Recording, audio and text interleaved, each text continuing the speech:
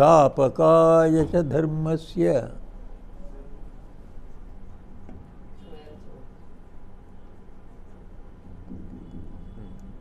ओम स्थापकाय च धर्मस्य सर्वधर्मस्वरूपिणे अवतार वरिष्ठाय रामकृष्णाय ते नमः।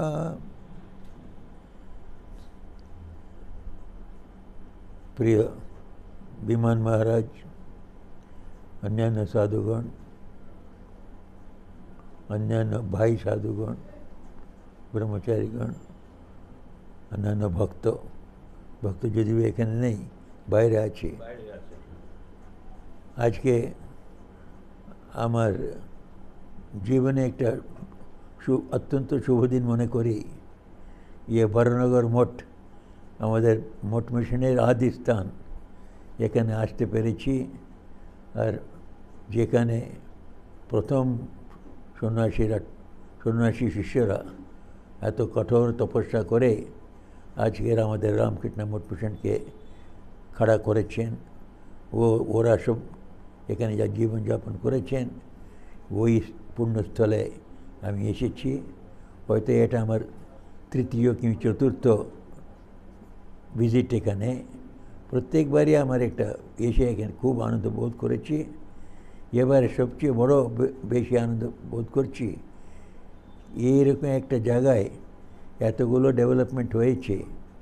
আর বিমান মহারাজ বলছিলেন আমাকে এতগুলো হয়েছে, আরও হচ্ছে। এটা অদ্ভুত কাজ হচ্ছে। গরিবদের নিয়ে, এটা যাকে পিছড়ে যা রয়েছে ওরকম লোকদের মধ্যে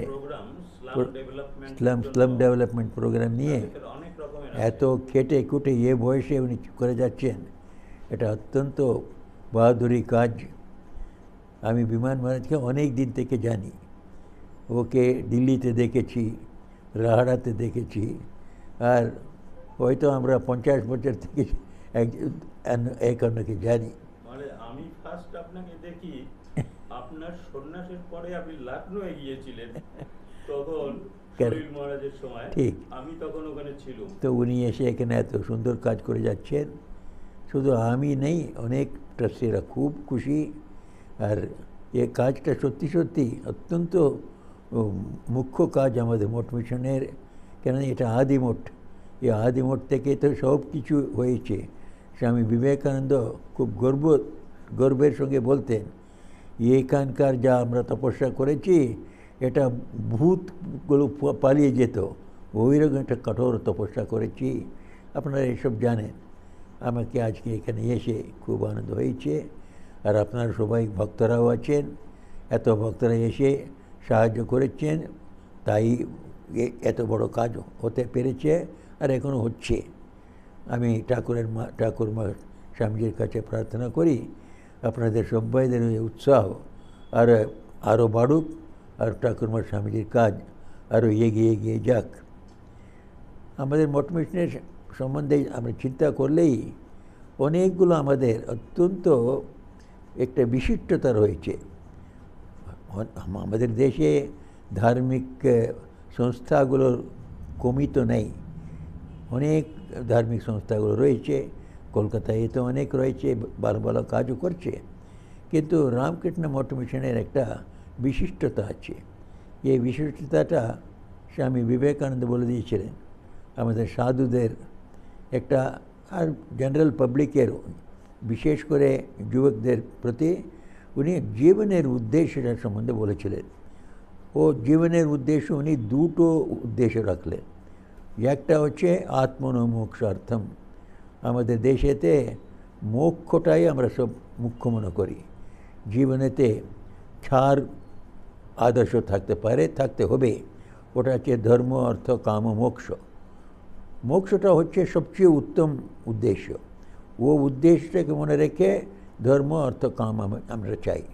আমরা ধর্ম করতে চাই যার দ্বারা আমাদের মনের শুদ্ধি হয়ে আমরা মোক্ষে পৌঁছাতে পারি। শুধু ধর্মের থ্রু দিয়ে সোজাই মোক্ষ পৌঁছাতে পারি, এটা তো রামকৃষ্ণ মিশনের সাধু আর অনেক ভক্তরা যারা বিয়ে তারা করে, ধর্ম থেকে সোজা ওরা মোক্ষে গিয়ে পৌঁছাচ্ছে। কিন্তু অনেকে তো গৃহস্থাশ্রম গিয়ে তারপরেও বৈরাগ্য হয়ে বানপ্রস্থাশ্রমে শেষের দিকে খুব ধ্যান ভোজনে কাটিয়ে তো ঠাকুরের কাছে চলে গেছি। তো ও হচ্ছে আর্থকামটাও নিয়ে আবার মোক্ষে আসছে। সবাইদের এক লক্ষ্য হচ্ছে মোক্ষ।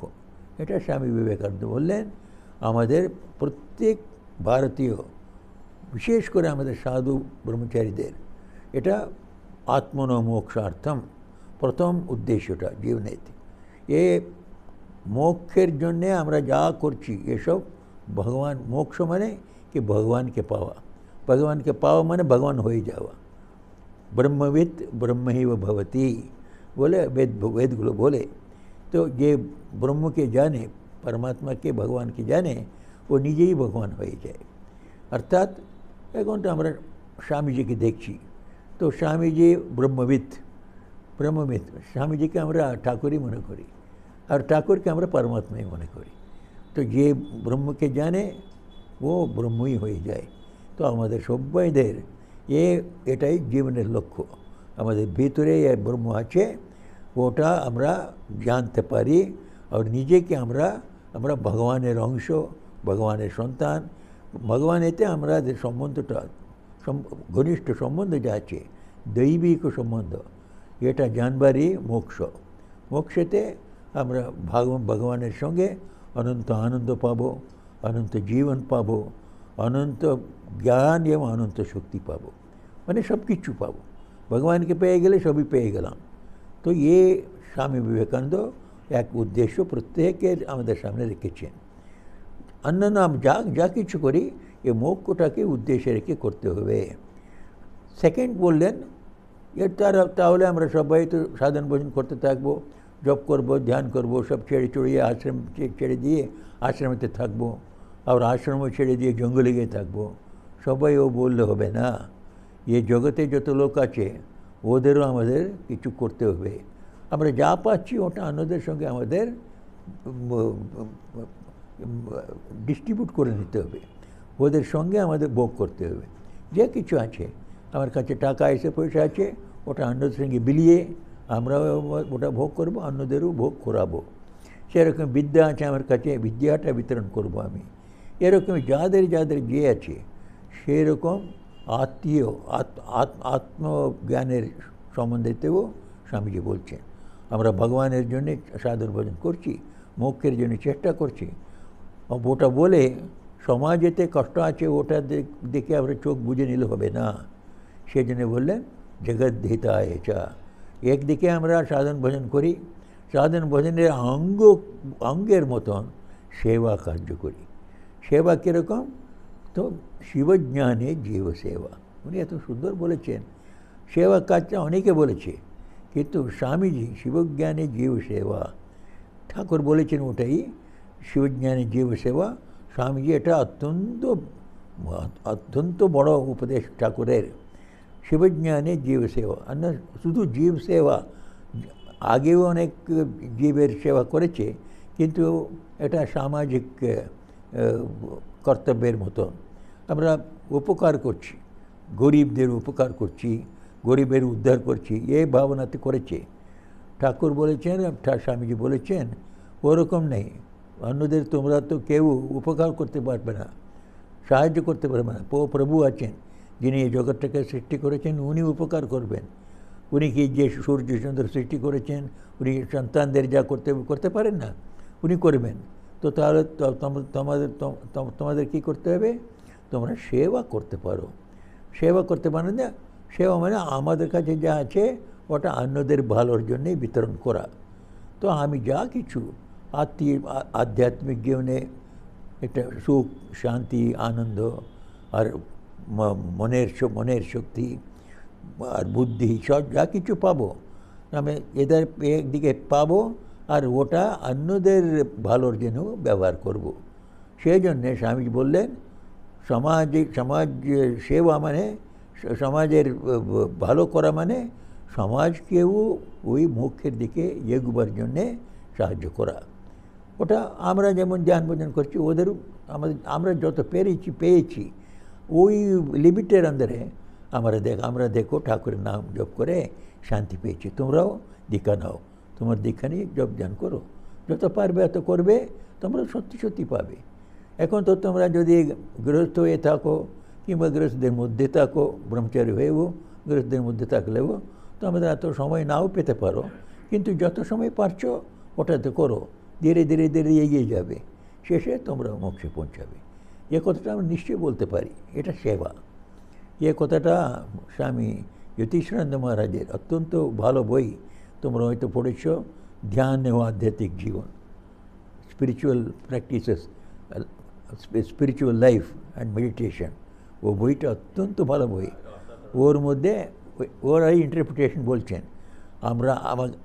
স্বামীজি যা বলেছেন তো জগদ্দিতা এসা, এটা এর মানেটা হচ্ছে আমরা সাধারণ ভোজনের সময়েও আমরা অন্যদের সাহায্য করতে পারি সেবা ভাব নিয়ে।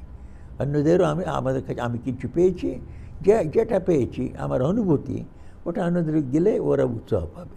যদি অন্যরা এসে চায় মহারাজ আমরা মনেতে খুব কষ্ট পাচ্ছি, আমাদের কী একটা রাস্তা বলুন, হয়তো ওরা মঠ মিশনের সম্বন্ধে জানেই না, ঠাকুরের সম্বন্ধে জানেই না, আমরা কিছু জানি, ওটা বলতে পারি। দেখো ঠাকুরমা স্বামীজিকে জপ করে ধ্যান করে ওনার বই পড়ে অনেকে শান্তি পেয়েছে, তুমি করো। ওটা বললে তো আমরা তো কোনো গুরুগিরি করছি না, আমরা যা পেয়েছি ওটা বলছি। এটা বললে সত্য ওরা প্রভাবিত হবে, কেননা যেটা আমাদের অনুভূতিতে আছে ওটা বললে প্রভাবিত হবেই হবে।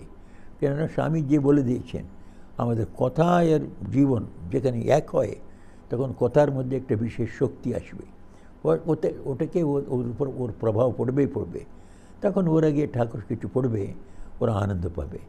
তারপরে ওরা ধীরে ধীরে আশ্রমে আসতে আরম্ভ করবে, তারপর উৎসবেতে ভাগ নেবে, তারপর ওরাও গিয়ে এটা ভলেন্টিয়ার হবে, তারপরে শেষে ঠিক ভক্ত হয়ে গিয়ে আনন্দ পাবে। তো আধ্যাত্মিক জীবনেতেও আমরা প্রত্যেক সাধুদের স্বামীজি বলেছেন 3 ঘন্টা 4 ঘন্টা এরকম সমাজের সেবার জন্য দিতেই হবে। যারা আমরা দিয়েছি সবাই আমরা আনন্দ পেয়েছি।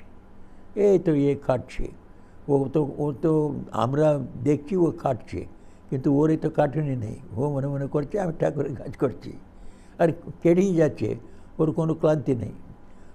আমার কাছে অনেকজন লোকে জিজ্ঞেস করে, মহারাজ আমরা তো গৃহস্থ লোক, আমরা ক্লান্ত হয়ে যাচ্ছি কাজ করতে, আপনারা কীরকম সকালে 5টা থেকে রাত 2টা পর্যন্ত কাজ করে যাচ্ছেন?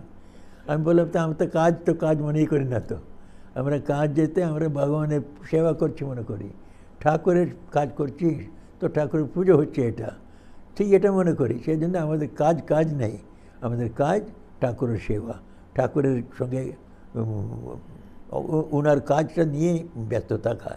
আমাদের কাজ নেই, সেদিন আমরা এনজয় করি। তোমরাও তাই করো, তোমাদের যা কাজ করছো ওটাও তো ঠাকুরই করাচ্ছেন তোমাদের কাছে। শ্রী ঠাকুরের কথার মধ্যে সবচেয়ে বড় কথা হচ্ছে উনার হাতের পুতলি আমরা সবাই। হাতেতে ও যা ম্যারিওনেট খেলা আছে না, ম্যারিওনেটেতে সূত্র ইয়েগুলো ডলস ওগুলো কীরকম খেলায়, ওরকম প্রভু খেলাচ্ছেন আমাদের কাছে। এটা যদি মনে রাখি, যা আমরা করছি ঠাকুর খেলাচ্ছেন, এটা যদি মনে রেখে করতে পারি, তাহলে আমি ভুলে যাব, ঠাকুর তুমিই করাচ্ছ। ভালো করালেন তো আমরা আনন্দের সঙ্গে ওর সঙ্গে বলতে পারি, প্রভু আপনি ভালো করিয়েছেন আমার থ্রু দিয়ে। যদি কোনো সময় একটা কষ্ট আসছে মানে কোনো ভুল করেছি সেজন্যই কষ্ট আসছে, প্রভু তুমি তো কষ্ট দিয়েছো, আমার কাছে ভুল করিয়েছো, কষ্ট দিয়েছো, এটাও তোমারই।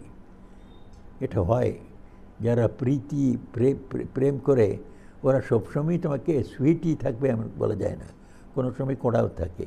মায়ের কাছে আমরা কি মার খাইনি, খেয়েছি, মায়ের কাছে প্রেমও পেয়েছি, মারও খেয়েছি, কিন্তু ও মারটা আমরা মার মনে করি না। মা যদি মারে ও আমাদের ভালোর জন্যই মেরেছি, সেটা পরে হয়তো বুঝইব, ওই সময়েও আমরা বুঝি কিছুক্ষণ।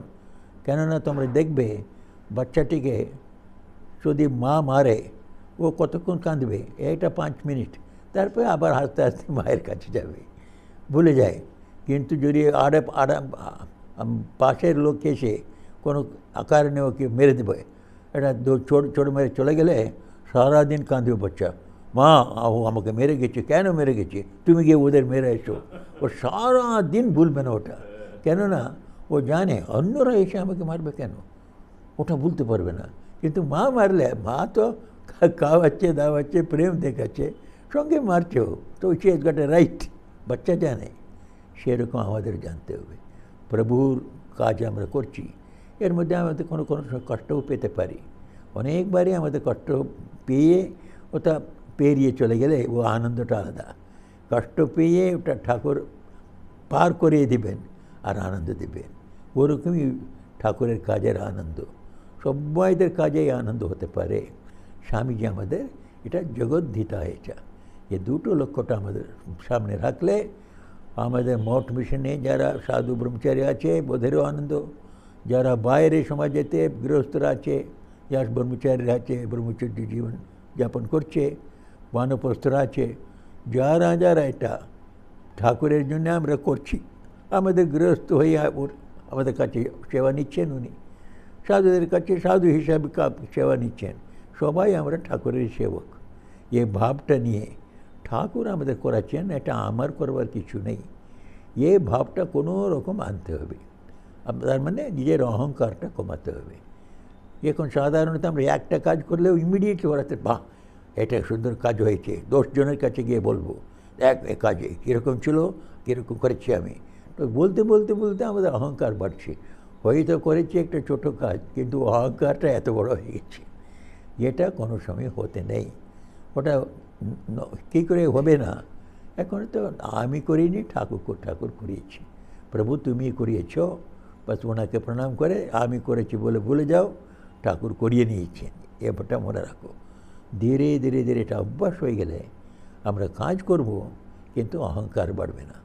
বারে বারে বারে ঠাকুর করাচ্ছেন আমার থ্রু দিয়া, বারে বারে আমরা ভাবতে ভাবতে ভাবতে কাজটা ওনার সেবা হয়ে যাবে। সবসময় কাজ করছি, ওনার স্মরণ পড়ছি, প্রভু তুমি এত বড় বড় কাজ করে দিলে, মুখং করোতি ওয়াচালম পঙ্গুম লঙ্ঘয়তে গিরিম যৎকৃপা তমহম বন্দে পরমানন্দ মাধব। এ ভাবটা, প্রভু তুমি, আমরা কি শক্তি আছে আমাদের ভিতরে, নিজেই তোমরাই ভেবে দেখো। আমাদের মধ্যে কেউ বলতে পারে আমরা খুব বড় শক্তিমান, আমাদের শক্তিতে কাজ করেছি, আমরা উঠেছি? কেউ বলতে পারবে না। আমি বড় বড় আমাদের প্রেসিডেন্ট মহারাজদের কাছেও শুনেছি, কোনো সময় ওরা বলতে না আমরা এটা বিরাট কাজ করেছি, কিন্তু কত বিরাট কাজগুলো করেছে, কিন্তু ওদের কোনো অহংকার নেই, কেন উনি করিয়ে নিয়েছেন, আমাদের করবার কী আছে। সবাই আমরাও তাই মনে করি, এত কাজ করেছি। এখন পিছিয়ে পিছিয়ে দেখলে, পেছন দিকে দেখলে এত বড় বড় কাজ হয়েছে আমাদের থ্রু দিয়ে, কিন্তু আমাদের ভিতর কোনো সময় শক্তি ছিল না। সবাই বাইরেও লোক বলতো আরে তুমি এ বড় কাজ করতে যাচ্ছ, তুমি পারবে, এরকম সন্দেহ করেছে, কিন্তু করিয়ে নিয়েছেন উনি। এটা সবাইদের অনুভূতি। আমরা উনি করাচ্ছেন, আমরা ওনার শুধু যন্ত্র ওনার হাতে, এটা মনে করে আমরা কাজ করতে পারি, এটা জগদ্ধিতায় হবে। তারপরে আমাদের জীবনে এই দুটো লক্ষ্যটা রেখে আমরা যা কিছু করতে পারি, এ দুটো লক্ষ্যের মধ্যে পড়লে ওটা ভালোই হবেই হবে। না হয় জগদ্ধিতায়ের জন্য কাজ করব, না হলে আত্মনমোক্ষার্থম কাজ করব। আমার জপ, আমার ধ্যান, আমার তপস্যা, আমার নিরহংকারিতা বাড়াবার জন্যে, আমার সৎসঙ্গ, আমার আশ্রমে যাওয়া, এসবগুলো আত্মনমোক্ষার্থম, নিজের ভগবত প্রাপ্তির জন্যে। আর জগদ্ধিতায়চা, অন্যদেরও ওদের কষ্ট নিবারণ করে ওরা যাতে ওরাও এই পথে যেতে পারে এগিয়ে। খালি পেটে ধর্ম হয় না, ঠাকুর বলতেন তো, এই যা খালি পেটে ধর্ম হয় না ওটাই অনুষ্ঠান। খালি পেটে যারা পড়ে আছে ওদের একটু বিদ্যাভ্যাস দিলে, ওদের একটু পড়াশোনা শেখালে ওরা খালি পেটটা ঠিক হয়ে যাবে, পরে ওরাও এগিয়ে যাবে, তারপরে এগিয়ে আধ্যাত্মিক পথে আসবে, অনন্ত আনন্দ পাবে। এইটার জন্যে স্বামীজি একটা বিরাট লক্ষ্য আমাদের সামনে রেখে গেলেন। তো শুধু লক্ষ্য রাখলে হবে না, এর জন্যে একটা সমাজ দরকার, ডেডিকেটেড সমাজ। যে সমাজেতে হয়তো ওনার সময়ে 50 জন 60 জন একটা জীবনব্রতী বলে কিংবা সবসময় সব ছেড়ে ছুড়ে ভগবান একই চাই না, কিছু চাই না, এরকম বলবার ত্যাগী পুরুষ 50-60 জনকে তৈরি করে দিলেন উনি। ও 60 থেকে এখন আজকে আমরা 2000 হয়েছি। আমাদের দেখি 20,000 হবে আগে 20-25 বছরের মধ্যে, 20,000 থেকে 2 লক্ষ হবে। স্বামীজি চেয়েছিলেন এটা হবেই হবে। তো শিবের কথা আমরা সবাই খুব আনন্দিত হওয়া উচিত। আমরা এর মধ্যে এসেছি। একটা 100 বছর 130 বছর ঠাকুর ছিলেন এর আগে, এই 130 বছরের মধ্যে আমরা হাঁটতে পেরেছি। এখন আমরা মনে করছি ঠাকুর জীবন্ত আছেন, ওনার কথাটা আমরা শুনছি। দক্ষিণেশ্বরে গেলে কি যেন উনি রয়েছেন। আমাদের আশ্রমের মধ্যেই যখন ধ্যানে বসি ঠাকুরের ছবিটা দেখি, উনি যেন আছেন এখনও, আমাদের সঙ্গে কথা বলছেন, বিকজ আমরা এত কাছে আছি। এটা হয়তো আরও 200 বছর চলবে, তারপরে ঠাকুর দূরে দূরে মনে করবেন। তখন হয়তো উনি আসবেন, আবার 200 বছর পরে আসবো বলছেন, আসবেন উনি, আবার ওটা জাগিয়ে দিবেন। যা হোক, আমরা সবাই ভাগ্যবান। একটা ঠাকুরের সংস্থান, যা রামকৃষ্ণ মঠ মিশন, স্বামী বিবেকানন্দ এই মঠ মিশনের সম্বন্ধে বলে গেছেন, এটা ঠাকুরের ভৌতিক শরীর। ঠাকুরকে আমরা দেখতে পাচ্ছি না, কিন্তু দেখো এই মঠ মিশনেতে কীরকম এটা কাজ চলছে। এটা কি মানুষের দ্বারা কোনো সব সাধ্য? এটা প্রভুরই কাজ চলছে। আর সেই জন্যে আমরা চোখে ওনাকে না দেখতে পেলেও উনি মঠ মিশনের প্রতি শাখা প্রশাখার ভিতর থেকে কাজ করছেন, এটাতে কোনো সন্দেহ নেই। যারা এ মঠের সাহায্য করবে ওরা ঠাকুরেরই সেবা করছে, যে মঠের বিরোধ করবে ওরা ঠাকুরেরই বিরোধ করছে। ওদের কাল পরকাল দুটোও যাবে। স্বামীজির এমন পাওয়ারফুল কথা, এই মঠটাকেই উনি গুরু রূপে রেখে দিয়েছেন। আমরা শাস্ত্রেতে পড়ি আমাদের সব গুরু উপসাধন, গুরুর কাছে থাকতে হবে, এটা একটা সাধনা সব ব্রহ্মচারীদের সাধুদের। কিন্তু আমাদের পাচ্ছি না তো আমাদের গুরু তো বেলুড় মঠে বসে আছেন, আর হয়তো উনি শরীরে নেই এখন আমাদের গুরু উপসাধন কীরকম হবে, গুরুর কাছে কী করে থাকবো? স্বামীজি ও প্রশ্নটা আমাদের সমাধান করে গেছেন। প্রত্যেক সেন্টারটা ঠাকুর আছে, ঠাকুরই উনি। তো ও কোনো সেন্টারকে গিয়ে তুমি সেবা করবে, কোনো সেন্টারে গিয়ে তুমি ধ্যান ভজন করবে, আর ওখানকার কোনো কিছু